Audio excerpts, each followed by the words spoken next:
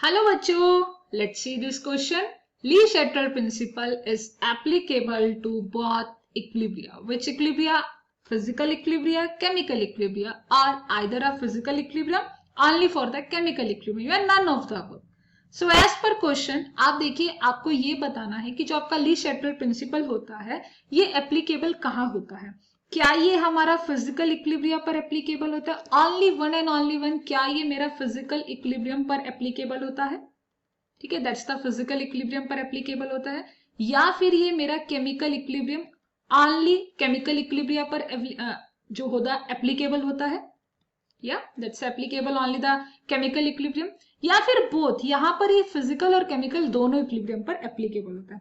So the key concept of the question, first we know about what is the meaning of the physical equilibria and what is the meaning of the chemical equilibria. So first of all, this is the physical equilibria and you also know that हम physical equilibria को एक नाम से और जानते हैं जिसे आप कहते हो phase equilibria. इसके लिए एक नेम और होता है जिसे हम कहते हैं phase equilibria. You know, phase equilibria के नाम से ही आप समझ रहे हैं कि यहाँ पर जो चेंज आ रहा है वो फेज में चेंज आएगा. लाइक अगर कोई चीज सॉलिड में है रिएक्टेंट में, तो प्रोडक्ट में मे बी वो लिक्विड में होगा या गैसियस में होगा. Suppose that's ice. आइस आपका सॉलिड में है, बट अगर हम इक्विलिब्रिया की बात करें तो वाटर के साथ लिक्विड फॉर्म में एक फेज इक्विलिब्रिया बना रहा होगा.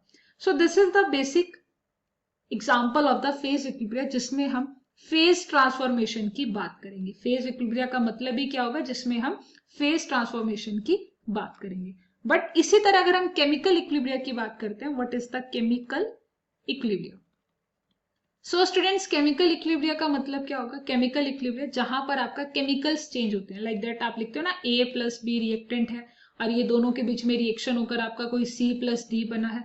सो जब कोई रिएक्शंस होती है तो वहां पर आपका क्या होता है? केमिकल इक्विलिब्रिया होता है ना. हम कैसे कहेंगे कि हमारा जो ली शटल प्रिंसिपल है वो कैसे एप्लीकेबल होगा? वेल, अगर मैं आपको बताना चाहूं यहाँ पर कि ली शटल प्रिंसिपल के अकॉर्डिंग अगर आप किसी सिस्टम का प्रेशर इंक्रीज कर रहे हो तो you know very well, pressure increase करने से जो वॉल्यूम होगा ऑटोमेटिकली डिक्रीज हो जाएगा.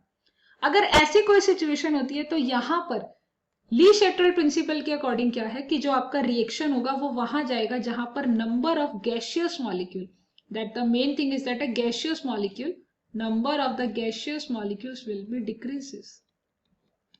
जहां पर नंबर ऑफ गैसियस मॉलिक्यूल कम होंगे, अगर ये सिचुएशन होती है, ये वहां पर मूव करेगा.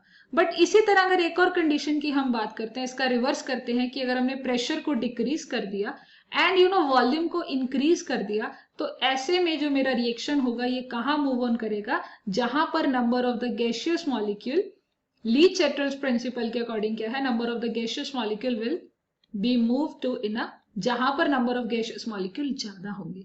तो ये जो दो कंडीशंस हैं ये हमारा केमिकल इक्विलिब्रिया पर लगती है, यानी ली शटल प्रिंसिपल के अकॉर्डिंग हमने केमिकल इक्विलिब्रिया लगाया.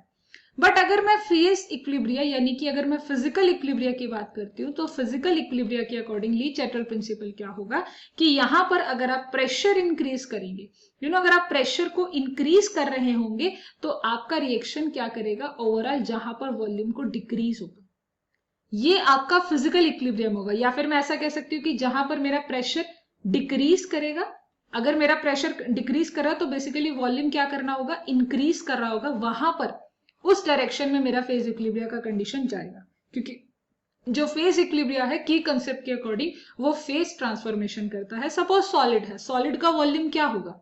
बेसिकली आप इसी तरह से करेंगे ना कि अगर आपने प्रेशर को इंक्रीज किया, प्रेशर को इंक्रीज करने का मतलब है कि अब वॉल्यूम आपका क्या होने वाला है? डिक्रीज होने वाला है. अगर आप प्रेशर बढ़ा रहे हो तो equilibrium will shift in that direction, क्योंकि सॉलिड का वॉल्यूम कम होता है.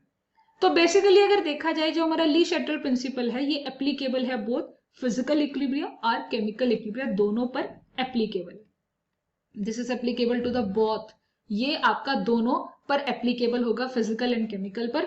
Hope you understood it well. Thanks.